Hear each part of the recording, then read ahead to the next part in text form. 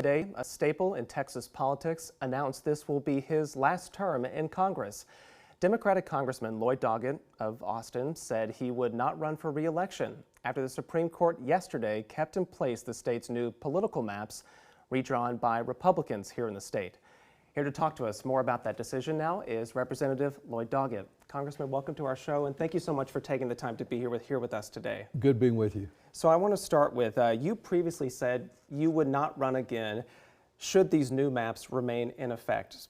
So when that decision came Thursday night from the Supreme Court, how did that feel knowing that that would make this all official today? Well, it was very disappointing. Not disappointing just for me or for Central Texas, but disappointing for our country, because it was a signal that this Supreme Court continues to do what Donald Trump wants. This was a real shenanigan that was pulled off. 3 or 4 months ago, no one expected next year's election to begin this year with ordered redistricting, after we'd already had gerrymandering here before to make it even worse. And the trial court decision, which happened to come out from a Trump appointee, indicated there was racial gerrymandering here that violated our Constitution. I thought that might be upheld in the Supreme Court. Unfortunately, it was not. I believe that what we're seeing from the failure of the Supreme Court to restrain the president, the failure of the House Republicans to restrain the president, is a steady march toward autocracy. And all that we can do to prevent that is to get more people engaged for these upcoming elections, and know this is not the last shenanigan that we'll see out of the president. And of course, you said that you've spent the last 50 years most of it serving in our area in different public office. Right. So how do you even begin to distill what had the biggest impact during that time? Well, what had the biggest impact from my service? I guess, you know, from my standpoint, I am so appreciative of my neighbors for giving me that opportunity, and through much of that, as I've gone through Congressional District 10, 25, 35, and now 37, at various times, people from here to Mexico, from San Antonio to LaGrange, who have given me that chance to continue to serve. There are many things about it, going back to my state Senate time, my time on the Texas Supreme Court, that are important to me. Right now in Congress, though, I have never in all of my political or personal life seen a greater threat to our democracy. I think it's essential that more people be engaged to restrain this president. A president who promised a drastic reduction in the cost of living, and yet we've seen the affordability crisis grow. I'm most engaged right now on the question of health insurance premiums, which are about to soar and knock many people out of a policy that allows them access to a family physician. Yeah, you're talking there about the subsidies for the Affordable Care Act plans that are set to expire very soon. Are there any viable options and efforts to deal with that now? Well, there are plenty of ways to deal with it, which is just to simply extend the credits that have been approved there in the past. I have no problem with seeing some reform in how those credits were done. Indeed, one of the actions that I'm very involved with now, will be taking more action on Monday, concerns a new report from the Government Accountability Office. It did find that there was some fraud in the Affordable Care Act, but it pointed that where the fraud came from was about 850 insurance brokers and agents who were suspended, but instead of correcting the fraud, Trump reinstated all those people.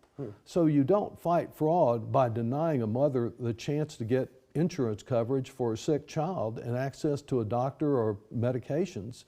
You do it by going after the source of that problem, and President Trump took us in just the wrong direction.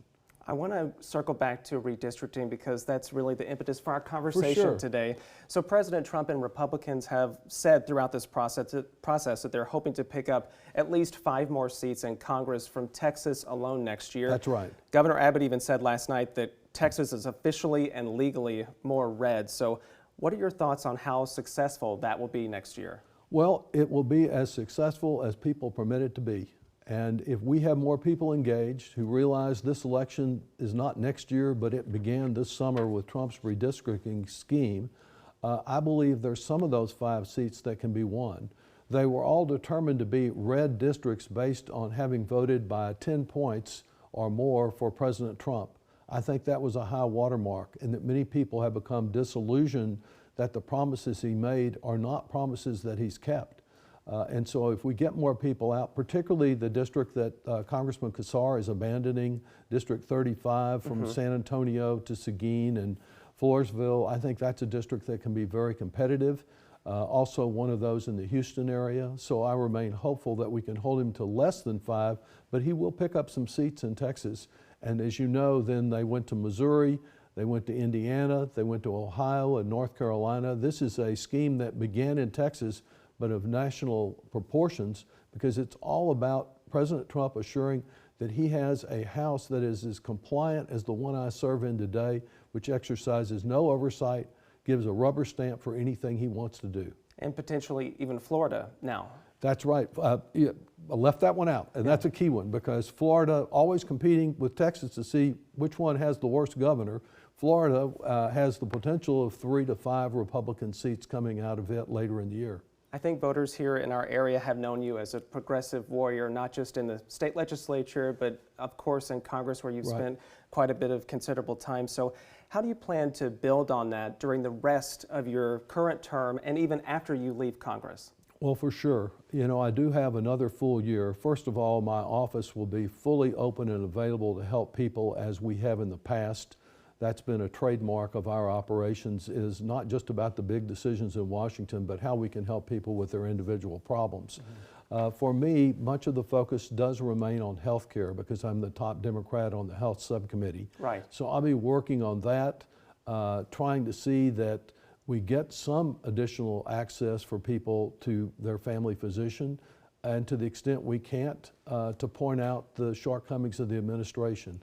I serve on the International Trade Committee. I'm very concerned that President Trump keeps attacking our allies and befriending our enemies, and creating so much uncertainty in the price of things because of his tariff tax that it's impacting many of our small businesses. There'll be a host of issues that I'll battle on in Washington, and when 27 comes along, I'll figure out some way. I'll be here in the only town I've ever called home to be engaged here. All right, we've got one more question for you, and we appreciate you taking all this time for us this afternoon. I realize that you will not be running in 37 again, but Congressman Greg Kassar has said that he would. Is it a part of your plans for the future to endorse him for that seat? Well, I'm going to back the Democratic nominee. I assume that will be Congressman Kassar up until the time he decided to run in the district, 2/3 of which is the one I represent today. Sure. We've been close allies on many issues. We don't always agree, but I'm sure we will work together on health care and affordability in this next Congress. Well, Congressman Lloyd Doggett, we appreciate you again taking this time, and I'm sure we will have more conversations ahead in the years left in your term. So thank you again for joining us today. Thanks so much.